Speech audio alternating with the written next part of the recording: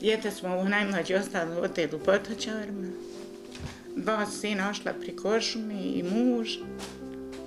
Kad sam se rastajala sa njima, sin mi je dao Anelu.